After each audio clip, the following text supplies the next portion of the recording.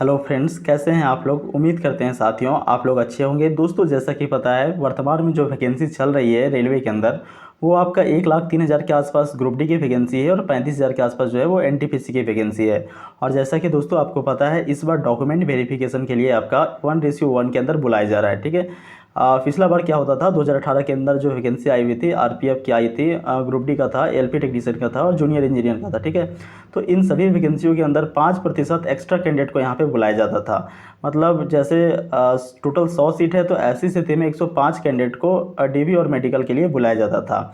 ऐसे में क्या होता था दोस्तों कि 5 जो एक्स्ट्रा कैंडिडेट रहते थे उनको वेटिंग में रखा जाता था। आप खुद ही सोचो दोस्तों कि आप ट्रेन पे जा रहे हो और आप जो है वो टिकट रिजर्वेशन बुक करवाए हो, लेकिन आपका टिकट जो है वो कंफर्म नहीं हुआ, आपको वेटिंग मिला हुआ है। तो क्या आप ये दावा कर सकते हो कि आपकी सीट जो है वो पक्की है। ठीक है। आप कोई भी सीट के अंदर ये दावा कर सकते हो कि ये सीट हमारी है, नहीं ना कर सकते हो दोस्तों। बस इसी तरीक़ा से क्या होता था रेलवे के अंदर, आपका 105 कैंडिडेट को 100 सीट पे बुलाया जाता था, यानी 5% एक्स्ट्रा कैंडिडेट को बुलाया जाता था। तो ऐसी स्थिति में जो 5% एक्स्ट्रा कैंडिडेट होते थे, वो चूँकि उनका डीवी और मेडिकल हो जाता था, डॉक्यूमेंट वेरिफिकेशन और मेडिकल का प्रोसेस हो जाता था, तो ऐसी स्थिति में उन्हें लगता था कि भाई अब रेलवे के अंदर हमारी जॉब तो पक्की है, क्योंकि वे वेटिंग के अंदर थे, वेटिंग लिस्ट में वाले थे। तो वेटिंग लिस्ट वाले थे और ऐसा महसूस होता था कि भाई चूंकि मेरा डॉक्यूमेंट वेरिफिकेशन और मेडिकल हो चुका है, तो हमें रेलवे के अंदर नौकरी जो है वो पक्की मिल जाएगी। और इस तरह से वो कई बार रेलवे के अंदर अपने जोन के अंदर क्लेम करते थे। कई बार मेल अथवा फ़ोन के माध्यम से यहाँ पे परेशान करते रहते थे बोर्ड वालों के कि भाई हमारा वेटिंग जो है वो कब तक क्लियर होगा।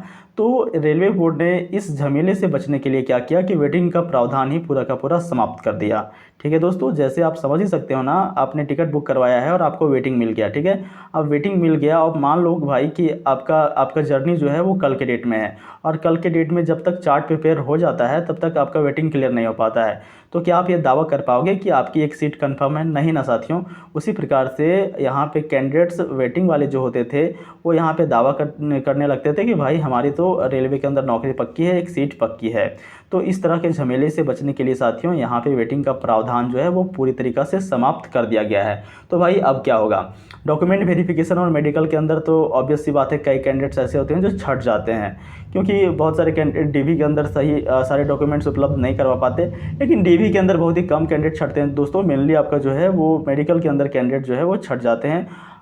करीबन आप मान के चल सको कि 100 कैंडिडेट में आपका 4 से 5 कैंडिडेट तो मेडिकल के अंदर छटे जाते हैं। ठीक है। क्योंकि यहाँ पे एनटीपीसी के अंदर बहुत सारे पोस्ट में A2 मेडिकल क्राइटेरिया मांगा गया है, B2 मांगा गया है, C2 है, A3 मेडिकल क्राइटेरिया। तो किसी ना किसी पोस्ट के अंदर अगर छट जाते हैं तो क्या होगा? तो देखिए दोस्तों, यहाँ पे इसके लिए प्रोविज़न ये है ना कि सबसे पहले तो रीमेडिकल होगा।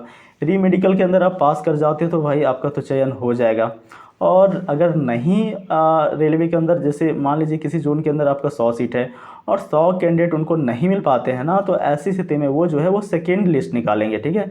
सेकेंड लिस्ट निकालेंगे, सेकेंड डॉक्यूमेंट वेरिफिकेशन की लिस्ट निकालेंगे, और उसके बाद जितने भी कैंडिडेट्स बच जाते हैं तो सेकेंड डीवी के अंदर उनको मेडिकल और डीवी के लिए बुलाया जाएगा। और सेकेंड डीवी के बाद भी उनका सीट फुलफिल नहीं होता है दोस्तों, तो ऐसी स्थिति में थर्ड डीवी होगा और फर्दर फोर्थ डीवी होगा, फिफ्थ डीवी होगा। अभी ग्रुप डी के अंदर जो 2018 की वैकेंसी थी दोस्तों, कई जोन के अंदर 7 डीवी तक यहाँ पे लिस्ट आ चुके हैं। तो उसी प्रकार से यहाँ जो प्रोविज़न है दोस्तों कि आपका अगर सबसे पहला तो वेटिंग लिस्ट होगा नहीं भाई, अगर सीट जो है वो फुलफिल नहीं हो पाते हैं तो ऐसी स्थिति में आपको जो है वो सेकेंड डीवी, थर्ड डीवी तक, फोर्थ डीवी तक इंतज़ार करना पड़ सकता है। तो खैर वेटिंग का प्रावधान जो है वो ख़त्म कर दिया। पहले क्या होता था कि 1.05 रेशियो में बुलाया जाता था, अभी क्या है कि भाई 1:1 के अंदर बुलाया जा रहा है। ठीक है। मतलब 100 सीट है तो 100 कैंडिडेट को बुलाया जाता है, और पिछला बार क्या था, 100 कैंडिडेट पे 105 कैंडिडेट को बुलाया जाता था। बट ये सब प्रोविज़न अच्छा ही हुआ दोस्तों कि समाप्त हो गया। अब सेकेंड लिस्ट के अंदर जैसे कैंडिडेट को ऐसा अब फील नहीं होगा कि भाई मेरा जॉब जो है वो होगा। अब कैंडिडेट जो है वो दूसरी जॉब की भी प्रिपरेशन कर सकते हैं, या फिर जैसे एक बार डीवी मेडिकल हो जाने के बाद मेनली मन में ऐसा एक विश्वास आ जाता है कि भाई अब तो मेरा नौकरी हो जाएगा, और कहीं दूसरी जगह दूसरे जॉब के अंदर वो ध्यान देना छोड़ देते थे। तो ये सब जो विद्यार्थी के लिए भी एक अच्छा ही है कि भाई उनका डीवी मेडिकल अगर सेकेंड लिस्ट में होता है तो एक चांस बन जाता है। बट अब जो है वो अगर वेटिंग में नहीं रहेंगे तो उनको भी एक लगेगा कि हाँ भाई अब मेरा रेलवे के अंदर तो फिलहाल नहीं है, अभी हमें दूसरी जॉब की, आने वाली जॉब की तैयारी करनी चाहिए। तो ये था पूरा का पूरा मैटर दोस्तों। आपको ये सब कुछ समझ में आ गया होगा कि भाई वेटिंग का प्रावधान क्यों ख़त्म किया गया, क्या था वेटिंग का प्रावधान, सब कुछ आपको क्लियर एंड कट समझ में आ गया होगा। हालांकि कोई क्वेरी रह गया हो दोस्तों तो कमेंट सेक्शन में ज़रूर पूछें। मिलते हैं अगले वीडियो में, तब तक के लिए नमस्कार।